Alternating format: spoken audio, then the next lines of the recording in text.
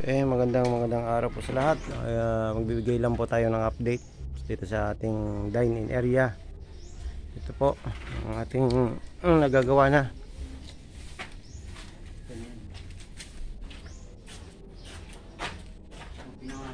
Yan. Ha? Pintuan yan. Yung pintuan natin.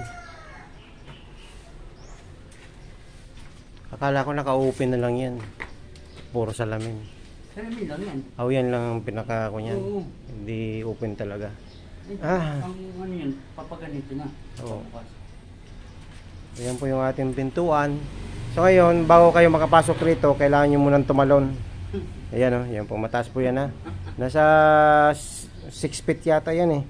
So, kung hindi nyo kayang tumalon ng mataas, hindi kayo makakakain ha. Kailangan tumalon muna. Yan po.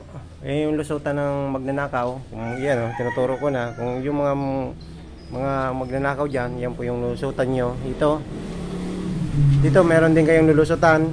Tapos dito meron din kayong pintuan. Dito, wag dito. Kasi kung dito kayo lulusot, yung lalapain kayo ng aso.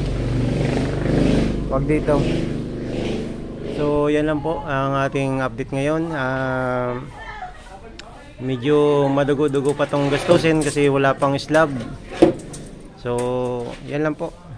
Mahalaga may masilungan ng ating mga kakain dito, mga magda-dine-in po na pag maulan hindi sila makakain kasi nga naka-open lang tayo. So sige po, magandang umaga.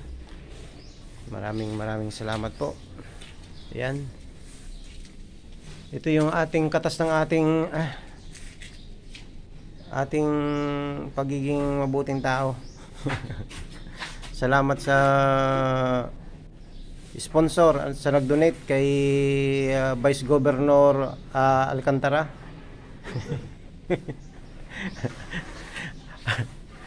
Maraming salamat po kay Governor Larelo.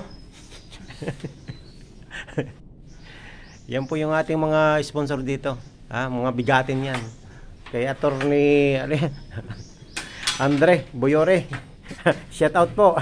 Maraming salamat po, Attorney. Maraming salamat sa pag-donate ng tonelada semento. At sa iba pa po, hindi ko nababanggitin kasi napakarami nyo. God bless po. I love you. Bye-bye.